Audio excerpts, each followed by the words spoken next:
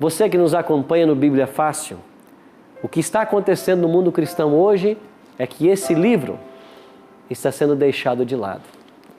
Deixado de lado pela tradição humana, porque não existe aqui nenhum verso autorizando a santificação do primeiro dia da semana. Mas por que é que a maioria das igrejas estão guardando o primeiro dia da semana, escolhendo esse dia para cultuar? Eu não vejo nenhum problema em você cultuar no primeiro dia da semana. Eu vejo problema em nós nos esquecermos do sábado, que é o dia que Deus deixou para ser adorado, o dia que Deus deixou para ser santificado. A palavra de Deus ensina em Gênesis de que Deus descansou, abençoou e santificou o sétimo dia da semana. Ele não fez isso com o quarto dia, não fez isso com o sexto e nem com o primeiro. Alguns dizem assim, mas pastor, você tem que entender que foi nesse dia que o Senhor ressuscitou. O domingo é um dia de festa, porque nele Jesus ressuscitou. Eu concordo com você de que a ressurreição de Cristo é motivo de alegria, de festa. Tanto é que Jesus deixou na palavra dele uma festa para celebrar a sua ressurreição. Sabia disso? Jesus deixou aqui em sua palavra uma cerimônia para celebrar a ressurreição. E quando nós lemos Romanos capítulo 6, versos 4 a 6, Paulo ensina claramente de que assim como Cristo morreu, foi sepultado e ressuscitou, nós também devemos morrer para o pecado, ser sepultado nas águas e nascer para uma nova vida. Sabe qual é a cerimônia que Deus deixou para celebrar a ressurreição? É o batismo. E toda vez que alguém se batiza, ele está celebrando a ressurreição de Cristo. Celebrar a ressurreição de Cristo não é guardar domingo, porque domingo não é dia santo. Ainda que o catecismo ensine guardar domingos e festas, ainda que vários livros e tratados teológicos digam que o domingo é um dia especial, o livro de Deus não diz isso. E eu pergunto, quem você vai seguir? A Deus ou aos homens? Eu vou até adiantar para vocês, a gente vai falar sobre uma igreja visível e uma invisível. Vocês já tinham ouvido falar nisso? Que existe uma igreja visível e uma igreja invisível? Vocês acreditam? Vocês concordam? Olha, eu já ouvi falar alguma coisa, mas não foi a fundo, então não sei entrar no tema. Não sei. Igreja visível e invisível também não sei opinar, não ouvi alguma coisa que me chamasse a atenção para falar algo no momento. Na época que eu frequentava o espiritismo, eles acreditam que existe uma cidade espiritual, né? Onde lá tem igreja, casas, entendeu? É complicado eu explicar isso, porque nem eu mesmo entendo bem. Mas eu já ouvi falar assim, mas não compreendo nada. Não compreendo nada. Um dos temas que a gente vai estudar vai ser sobre igreja. E eu posso adiantar para você que a gente vai estudar basicamente sobre uma igreja visível e uma igreja invisível. Você já ouviu falar nisso? Já. O que você acha? Eu acho que é uma verdade. Eu acho que existe uma igreja que é a igreja fiel. Eu acredito que existe uma igreja que é a igreja do Senhor e que essa igreja ela seria um povo que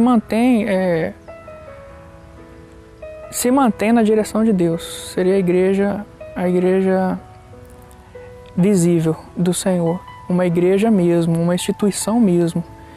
Como eu tenho aprendido que, apesar de existir um povo que realmente que mantém a estreita aliança com Deus, existe uma igreja que está espalhada, são pessoas que são verdadeiramente fiéis a Deus, que têm um coração sincero diante de Deus, mas precisam se integrar em um ambiente que proporcione eles a levar um cristianismo genuíno.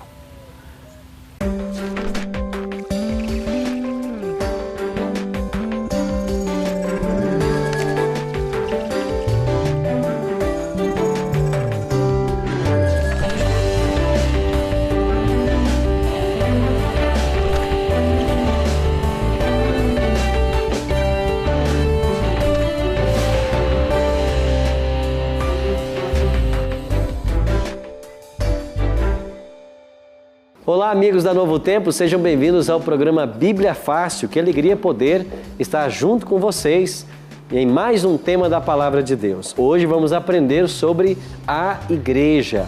O que a Bíblia nos revela sobre esse tema? Quantas igrejas verdadeiras existem? Tem de fato Deus uma igreja verdadeira? Como eu posso identificá-la? Essas e outras perguntas serão respondidas no programa de hoje. Você é convidado a tomar a sua Bíblia e, junto com esse grupo seleto que veio de vários estados brasileiros, estudar a Palavra de Deus. A cada programa temos conhecido um pouquinho mais vocês. E eu vou me dirigir agora ao Jair para saber algumas coisas mais da sua família. Pois não, pastor. Eu ouvi numa outra semana de que vocês têm 3 filhos e 6 netos. 6 netos, 3 meninas e 3 meninos. 3 meninas e 3... Os netos, dividiu certinho lá. Tem um menino de 4 meses e uma menina de 18 anos. Primeiro e último. Que legal. Daqui a pouquinho vocês estão sendo bisavós. Com certeza. Alguém disse para mim que você tem um conceito muito interessante de neto. Perfeito. É isso? Tenho um conceito que eu Passa guardo. pra gente. Me passaram, minha mãe me passou e eu passo para os outros agora. Neto nada mais é do que um filho perfeito. Um filho perfeito. Exatamente. O que significa isso? Explica para nós agora. É que, como avô, e ela como avó, nós curtimos os nossos netos. Nós não temos a obrigação de dar educação, de dar nada. Nós só curtimos eles. Entendi. Só ensinamos as coisas boas para eles. É filho perfeito. Entendi. Mas que bom, né? Bom saber que vocês valorizam a família. E a TV Novo Tempo é uma TV que se preocupa com a família. Vários programas aqui da grade tratam de temas que procuram ajudar nossas famílias que de fato estão em crise nesse momento no país, né? Não só nesse momento, em tantos momentos da história. Mas nós temos que valorizar mais a família, que é a célula máter da sociedade. E nós paramos aqui para estudar a Bíblia, porque esse livro pode ser uma bússola para qualquer família e nos orientar em todos os sentidos.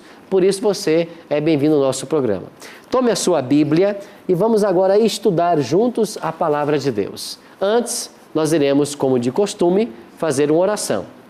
Vamos estudar hoje sobre a Igreja de Deus e vamos orar pedindo a proteção, a direção e a bênção de Deus para o estudo nosso. Bondoso Deus e Pai, graças te rendemos pelo privilégio de estarmos reunidos mais uma vez para estudarmos a Tua Palavra. Suplicamos a Tua bênção agora, que nós possamos entender a Tua mensagem para nós, que ao lermos os versos da Bíblia, eles sejam claros para todos nós e que a Tua vontade possa ser alcançada por cada um que aqui está. Dai-nos a Tua paz, a Tua bênção e o perdão aos nossos pecados.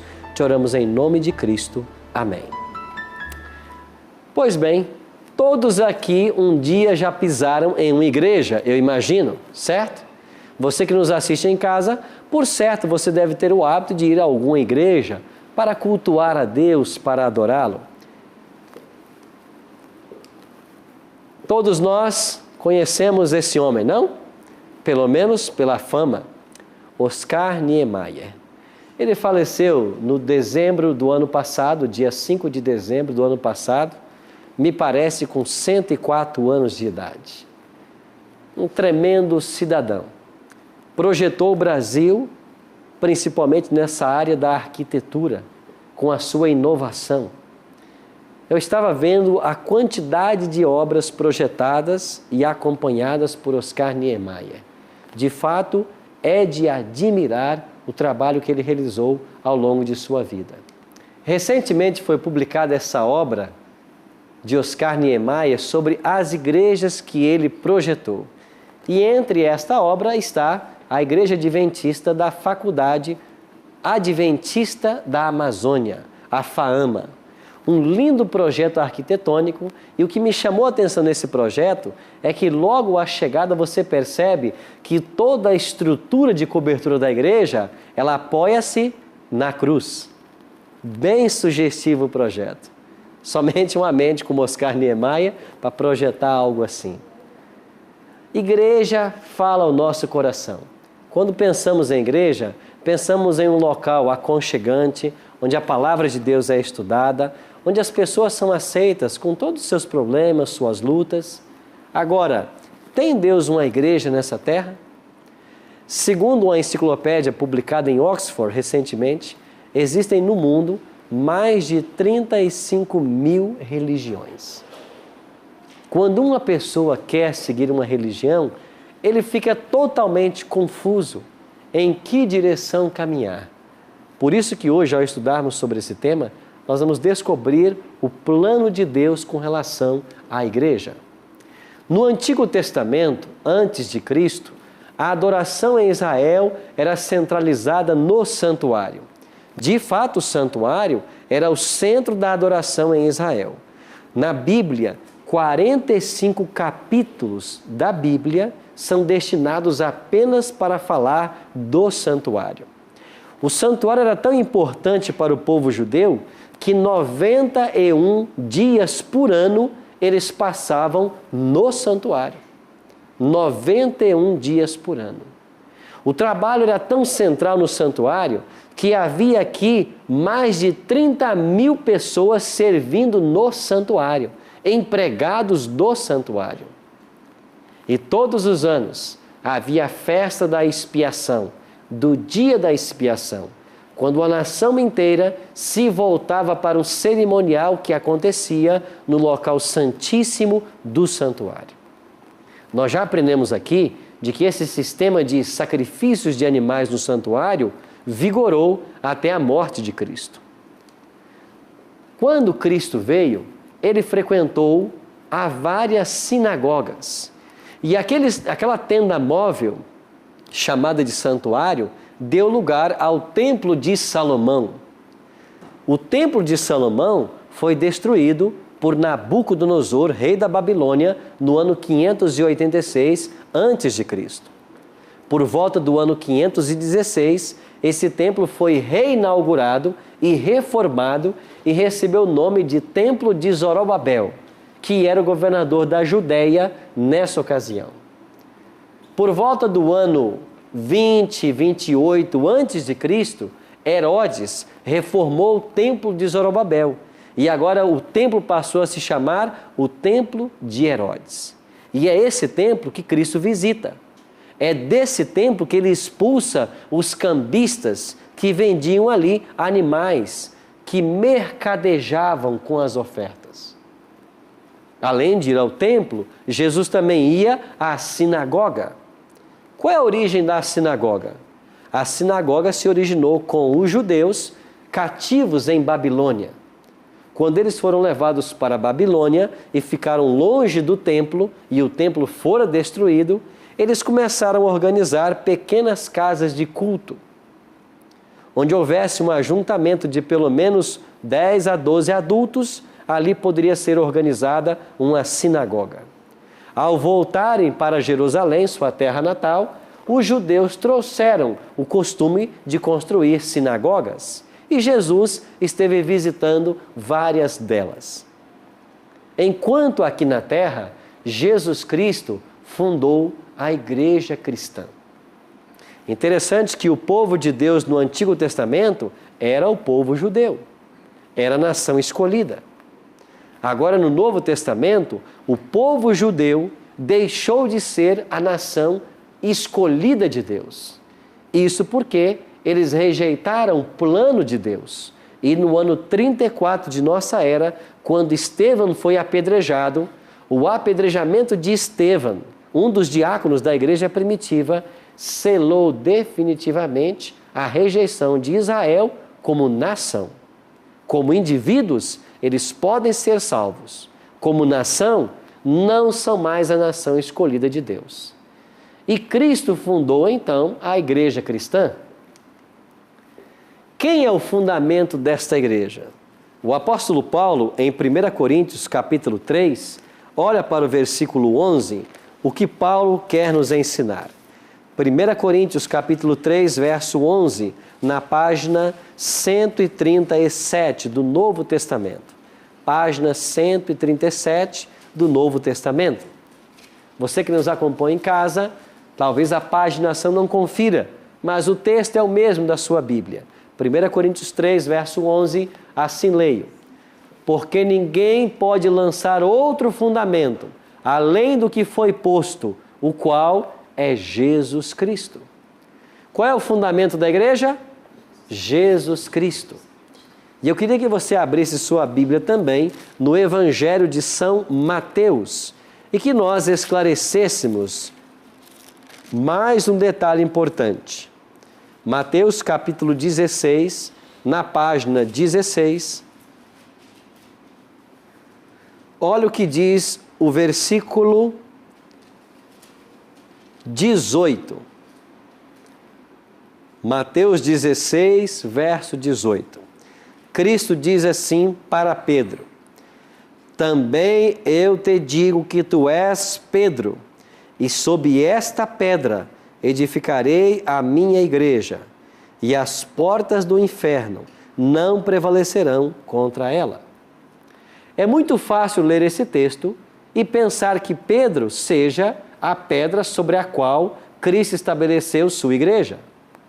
A primeira ideia do texto parece assim, mas estudando um pouco de grego, nós descobrimos de que isso não é de fato assim.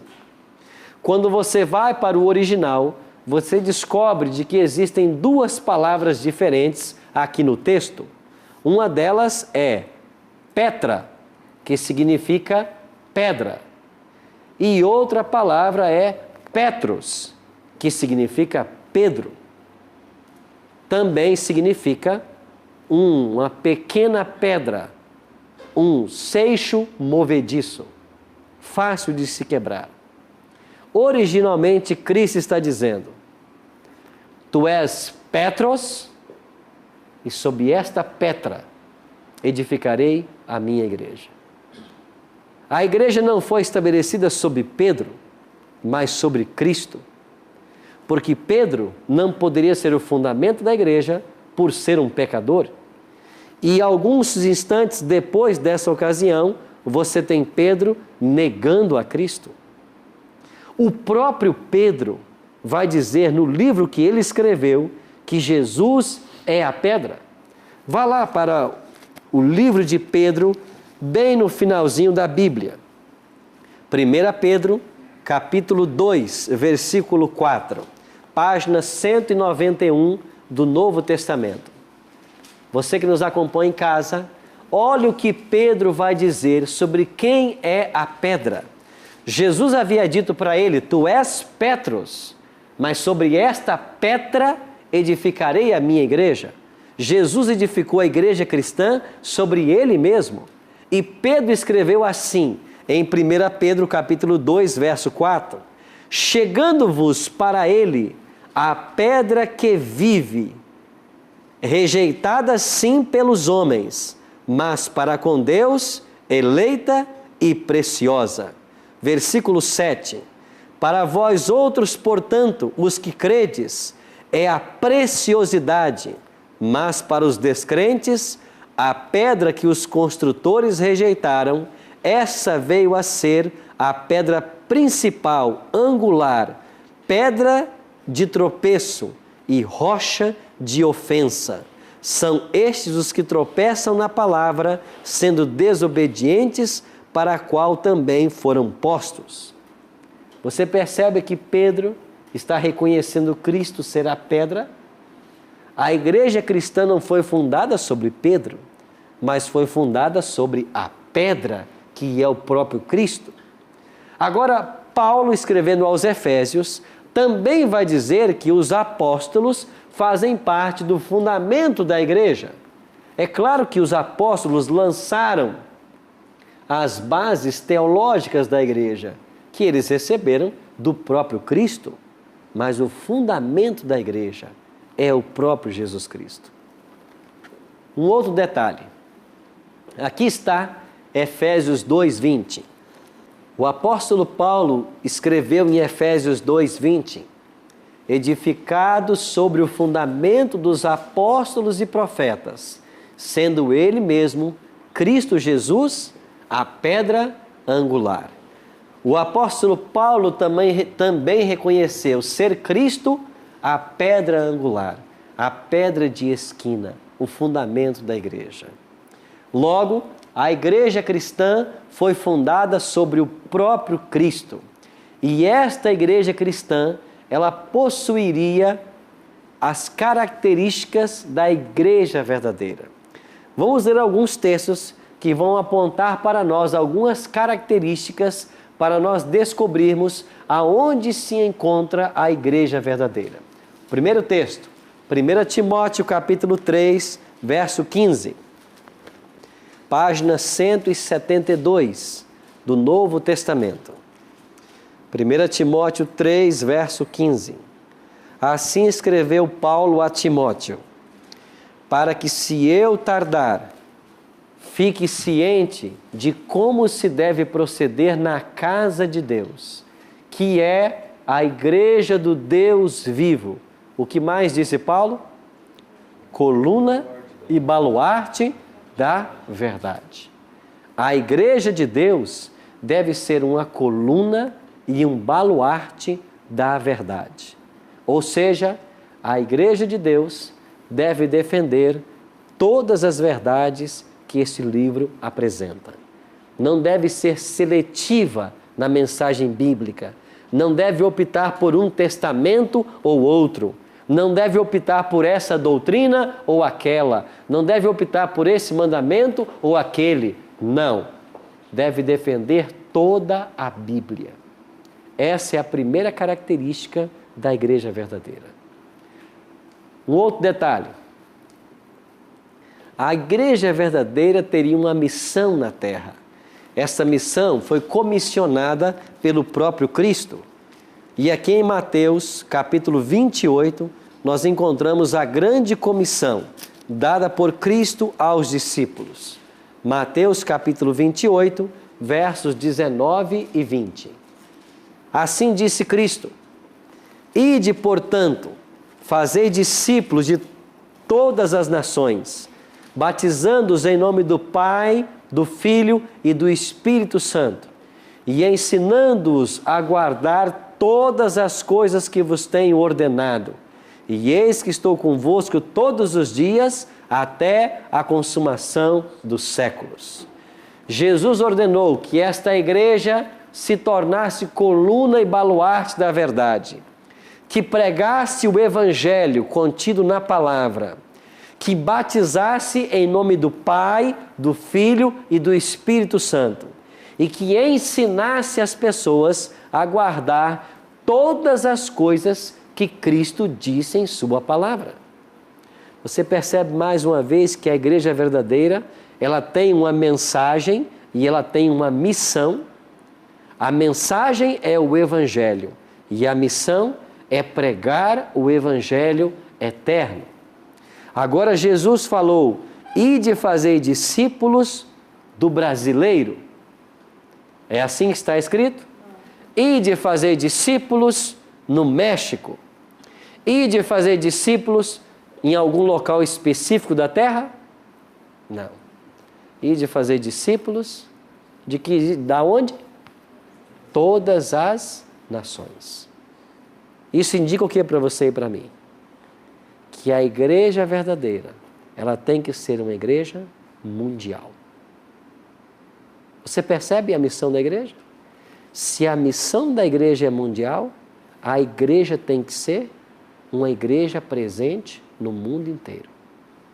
Eu não posso crer de que a igreja de Deus, a igreja verdadeira que a Bíblia ensina, ela esteja circunscrita a uma cidade, a um estado ou a um país.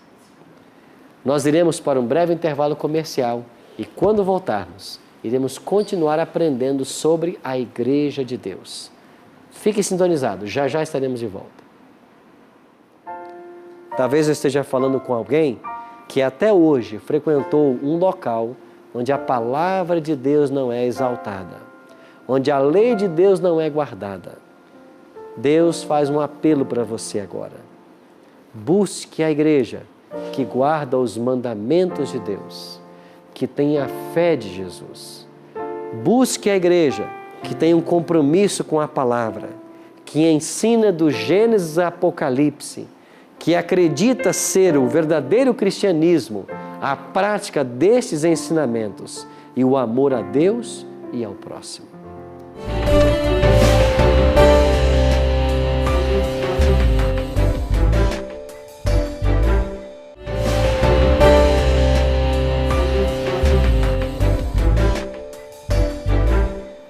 Pois bem, meus queridos amigos, estamos de volta com o programa Bíblia Fácil e hoje estudando sobre a Igreja de Deus. No primeiro bloco, nós vimos de que a Igreja cristã foi fundada sobre o próprio Cristo, que é a pedra de esquina, a pedra angular.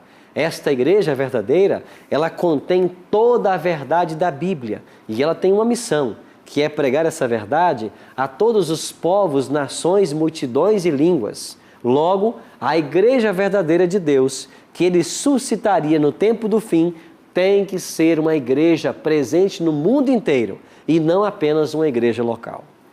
Antes, temos uma pergunta do Neri, por favor. Pastor, eu não sei exatamente aqui, mas em algum lugar na Bíblia, o senhor deve saber, fala assim que Deus não habita em templo feito por mãos humanas. Isso é correto, né? Eu entendo que em outro lugar também está escrito que onde tiver 2 ou 3 reunidos em meu nome, ali estarei. Então, eu estou entendendo que a igreja pode estar em qualquer lugar onde tiver 2 ou 3 reunidos em nome de Jesus. Isso é uma grande verdade. Quando eu falo em igreja, eu queria que vocês entendessem que a conotação da palavra igreja na Bíblia não se refere a uma estrutura física e um prédio local. A palavra traduzida por igreja no Novo Testamento é a palavra eclesia. E esta palavra eclesia aparece mais de 100 vezes no Novo Testamento. E ela significa os que são chamados para fora. É uma junção de uma preposição grega, ek, que significa para fora, então os que são chamados para fora.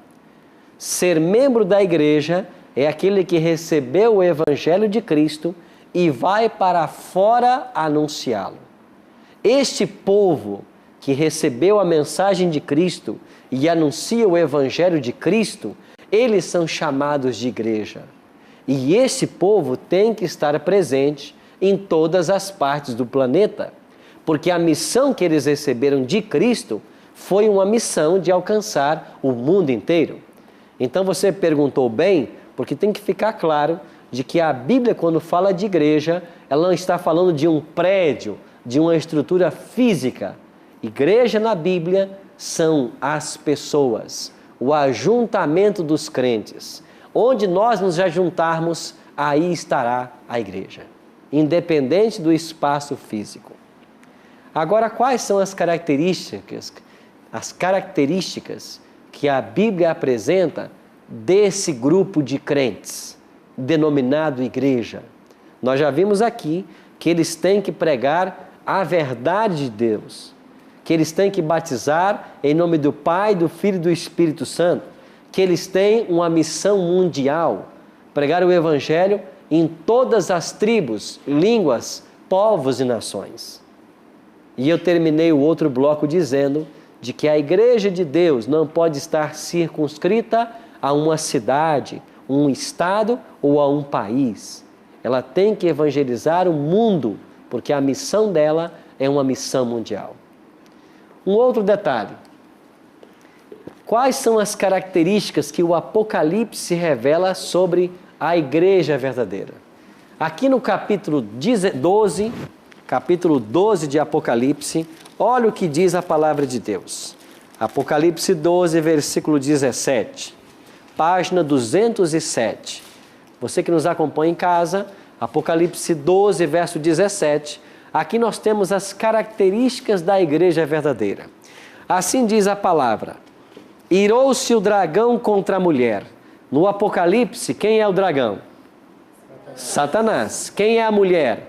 A igreja. Então o diabo irou-se contra a igreja. É lógico que aqui é a igreja verdadeira, porque o diabo odeia a igreja verdadeira. As igrejas falsas o diabo não odeia, porque elas já estão ensinando a mentira. Então irou-se o dragão contra a mulher e foi pelejar com os restantes da sua descendência. Veja que é um remanescente. Quem são estes? Os que guardam os mandamentos de Deus e têm o testemunho de Jesus. Os mandamentos de Deus nós já estudamos aqui no nosso programa. São 10 os mandamentos de Deus. Então a igreja verdadeira precisa guardar os 10 mandamentos e também ter o testemunho de Jesus. O que é o testemunho de Jesus? Nós iremos, em mais algumas semanas, termos um programa só sobre esse testemunho de Jesus. Agora olha para o Apocalipse, capítulo 14, versículo 12. Apocalipse 14, verso 12. Falando mais uma vez dessa igreja. Aqui está a perseverança dos santos, os que guardam os mandamentos de Deus e têm a fé de Jesus. Ou seja, mais uma vez o Apocalipse deixa claro de que a igreja de Deus, ela guarda os mandamentos de Deus. Quando olhamos para uma igreja de estrutura física, nós não estamos pensando nisso como igreja de Deus. É apenas um edifício que reúne as pessoas. A igreja são as pessoas. Aonde está essa comunidade de Deus?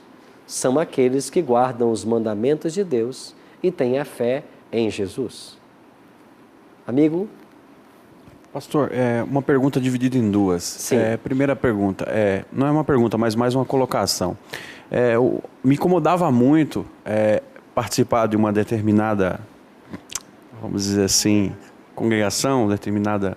E quando a gente ia com a Bíblia até lá, o pessoal achava que a gente era estranho, né? Pô, não precisa trazer a Bíblia aqui. O nosso culto já está formatado. Não precisa, para que você vai trazer a Bíblia? Então, uma coisa que a gente vai em consideração é que eles não queriam realmente que a gente soubesse, se aprofundasse muito no estudo da Bíblia. Okay. Colocação 1. E a 2, a palavra de Deus, a Bíblia diz alguma coisa que essa igreja verdadeira tem que ter uma pessoa aqui na terra que seja responsável por ditar todas as regras dessa igreja verdadeira? Muito boa a sua pergunta. Existem algumas analogias que a Bíblia faz à igreja. O apóstolo Paulo é quem mais faz isso. E tanto Paulo quanto Pedro vão chamar a igreja de um edifício espiritual e os crentes como o corpo de Cristo e sendo Cristo o cabeça. O apóstolo Paulo em Efésios capítulo 5, ele vai dizer de que assim como o homem é o cabeça da família, da esposa, assim Cristo é o cabeça da igreja. Esta igreja não tem um homem como cabeça. É o próprio Cristo quem lidera. A igreja verdadeira não tem um dono. O próprio Cristo é o dono dessa igreja. Um outro detalhe. E eu queria fazer aqui um parêntese para vocês. Existem na Bíblia duas igrejas. Uma igreja de Deus visível e uma igreja de Deus invisível. A igreja visível de Deus está sendo estudada nos textos que eu apresentei já para vocês. E as características delas são, elas guardam os mandamentos de Deus, têm a fé em Jesus, pregam a verdade, batizam em nome do Pai, do Filho e do Espírito Santo, entre outras características. Mas Deus também tem uma igreja invisível.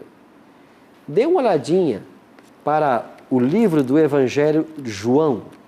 O Evangelho João, no capítulo 10, e olhe para o verso 16.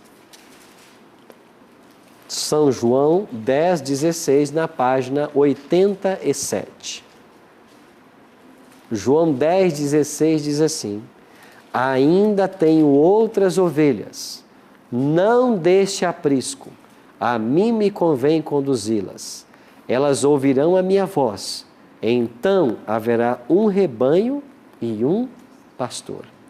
Cristo está declarando que ele tem ovelhas que ainda não estão no aprisco dele, na igreja visível e verdadeira. E ele vai conduzir essas almas sinceras para a sua igreja. É uma obra dele. Então não importa em que igreja você esteja frequentando, se você é uma pessoa sincera, um filho e filha de Deus, não tema. O bom pastor vai conduzir você até a verdade. Aline? Pastor, pegando um gancho aí do que o senhor falou, o senhor falou das pessoas que são sinceras e que estão em outras igrejas e que Deus irá reuni-las numa única igreja, ou sendo Na ele sua o seu, igreja. exatamente, o único pastor. E aquelas pessoas, e eu conheço muitas, que são sinceras, que procuram saber da palavra de Deus e que estudam, mas que acham que por causa de tanta coisa errada que a gente vê aí, né, sendo pregada, que acham que não precisam ir à igreja nenhuma, igreja, templo físico. Entendi. Que elas acham que só em casa, elas buscando, já é o suficiente. Entendi. A palavra de Deus tem um conselho muito sábio para nós. O apóstolo Paulo diz assim: não deixemos de congregar-nos como é costume de alguns. Antes, quanto mais vede que aquele dia se aproxima. Nós devemos ter o hábito de congregar-nos como irmãos. Por quê? Porque esse ajuntamento de crentes serve para o nosso fortalecimento. Não existe religião, vida religiosa no isolamento. O cristianismo ele só acontece nas relações interpessoais. Eu só sou cristão na medida que eu amo a Deus e amo ao próximo. Na medida que eu temo a Deus e beneficio o meu próximo. Eu não posso me isolar em casa e querer praticar um cristianismo eremita. Não existe isso. A Bíblia ensina que religião é estar envolvido com as pessoas. E Cristo deu o maior exemplo. Ele, quando veio a essa terra, ele não foi para os desertos, não foi para as montanhas e viveu lá isolado 33 anos. Ele tinha os seus momentos a sós com Deus, mas ele estava no meio da multidão, porque ele viera para buscar e salvar os perdidos. Assim também temos que ser nós, vivermos em comunidade. Corpo espiritual quer dizer isso. Paulo disse que nós temos dons e talentos diferentes e cada um desempenha um papel. E no ajuntamento dos nossos dons e talentos é que funciona perfeitamente o corpo de Cristo. Patrícia? Eu tenho observado que existem muitas igrejas luxuosas. O que Deus pensa disso? É necessário todo aquele conforto, todo aquele luxo? Onde você mencionou que a igreja na Bíblia são as pessoas. Eu queria, assim, saber. Não existe nenhum problema em você ter uma igreja luxuosa, confortável, para receber bem os adoradores. Quando você olha para a Bíblia, você percebe que o templo, ao ser construído, foi usado o que havia de melhor.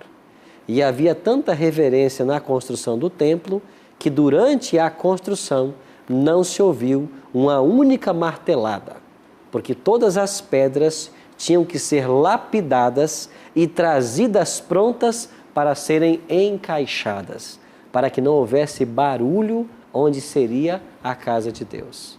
Eu pergunto a você, é melhor estar adorando numa igreja onde não existem bancos confortáveis, onde não existe um ar-condicionado, onde há irreverência porque o calor e o desconforto gera irreverência?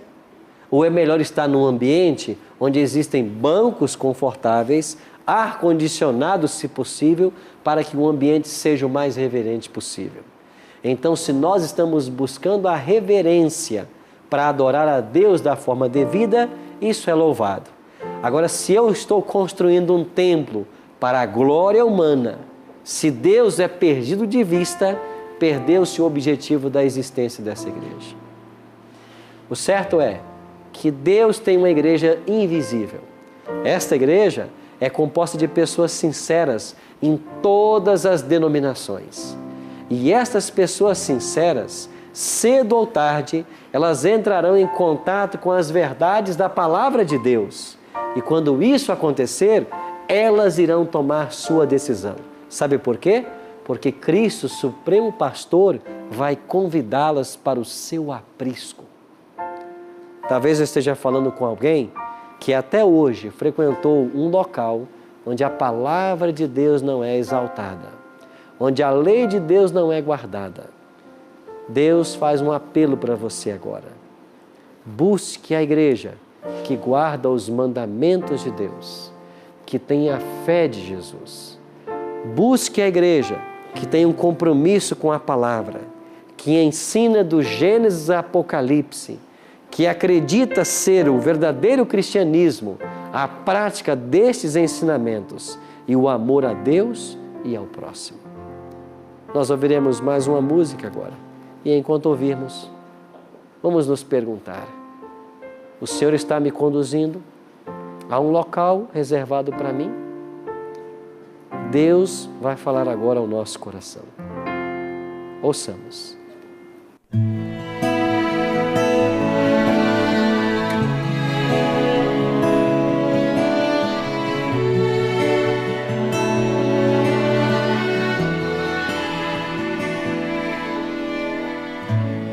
Eis-me aqui, a semana me cansou, estava no trabalho, esqueci de ti, Senhor. Eis meu coração,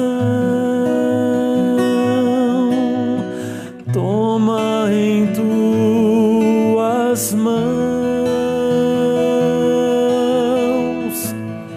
Eis-me aqui, meus pés não podem mais, cansei de andar sem rumo, procurando meu lugar. Eis a minha dor, entrego a ti, Senhor.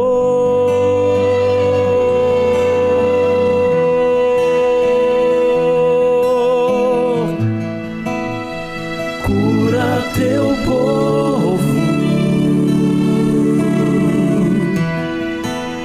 e sara a ferida que houver. Ele quer colo, precisa tanto de ti. Ouça o seu louvor, como se fossem anjos mil, e cubra o teu rosto de toda imperfeição,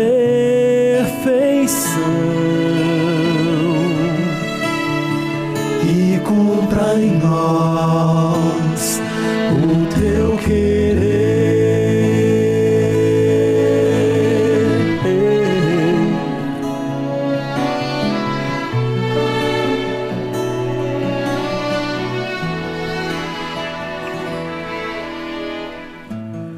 Eis-me aqui, meus pés não podem mais, cansei de andar sem rumo, procurando meu lugar. Eis a minha dor, entrego a ti, Senhor.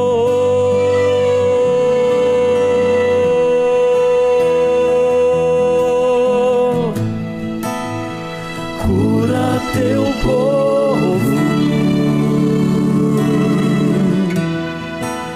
e sara a ferida que houver. Ele quer colo, precisa tanto de ti. Ouça o seu louvor, como se fossem anjos mil, e cubra o teu rosto de toda imperfeição,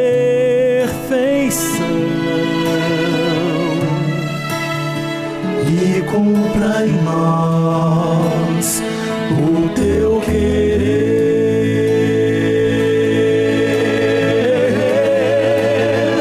Ouça o seu louvor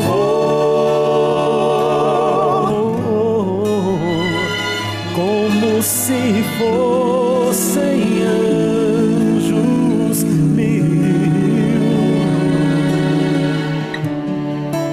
e cubra o teu rosto de toda imperfeição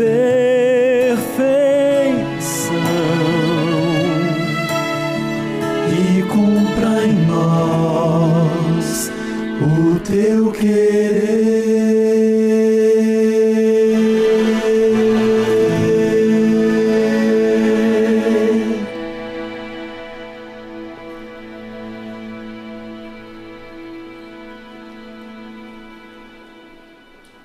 Deus está chamando você para uma séria decisão. Unir-se ao povo que guarda toda a lei de Deus. Mantenha a fé somente em Cristo e está comprometida com todas as verdades da Bíblia e tem uma missão de pregar esse Evangelho nos 4 cantos da terra. Que Deus possa abençoar ao tomar essa decisão. Deus vai conduzir você em todos os passos que você precisa dar para que você esteja, de fato, na posição que Deus quer que você esteja. A todos nós que aqui estamos, a palavra de Deus mais uma vez nos mostra de que há um caminho a ser percorrido, de que há uma igreja pregando a verdade e nós temos que buscar conhecer essa verdade e vivê-la. Vamos orar?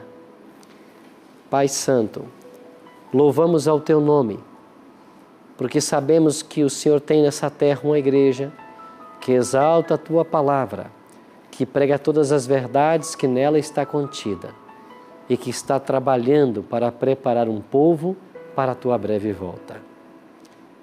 Obrigado, bom Deus, porque existem almas sinceras em todos os locais, em todas as igrejas e religiões. Pessoas que estão buscando de todo o coração servirem ao Senhor. Por favor, abraça cada um deles nesse instante e ajuda-os a compreender de que existem alturas maiores ainda a serem galgadas, verdades a serem descobertas, estilos de vida a ser adotados e que o Senhor possa cumprir a Tua promessa de reunir no Teu redil todas as Tuas ovelhas. Nós entregamos a nossa vida em Tuas mãos, suplicando a Tua bênção e a Tua ajuda, em nome e por amor de Jesus. Amém. Obrigado, amigo, por sua presença no Bíblia Fácil de hoje. Na semana que vem, estaremos juntos mais uma vez para outro tema da Palavra de Deus. Eu espero por você. Que Deus o abençoe. Por isso, o desejo nosso é que você esteja atento às orientações da Palavra de Deus. E a ciência, a boa ciência, aqueles que procuram fazer ciência com competência, com honestidade, você vai perceber que esta ciência verdadeira, ela sempre caminha ao lado da Palavra de Deus. Porque existe por aí uma ciência que apenas defende interesses das indústrias, das políticas, dos remédios e de outras coisas. Mas a ciência verdadeira, ela vai sempre estar aliada com a orientação da Palavra de Deus. E que nós possamos buscar viver os princípios que a Bíblia nos ensina para gozarmos de boa saúde. E quando eu tenho boa saúde, a minha disposição em se comunicar com Deus, em ouvir a voz dele, será totalmente diferenciada.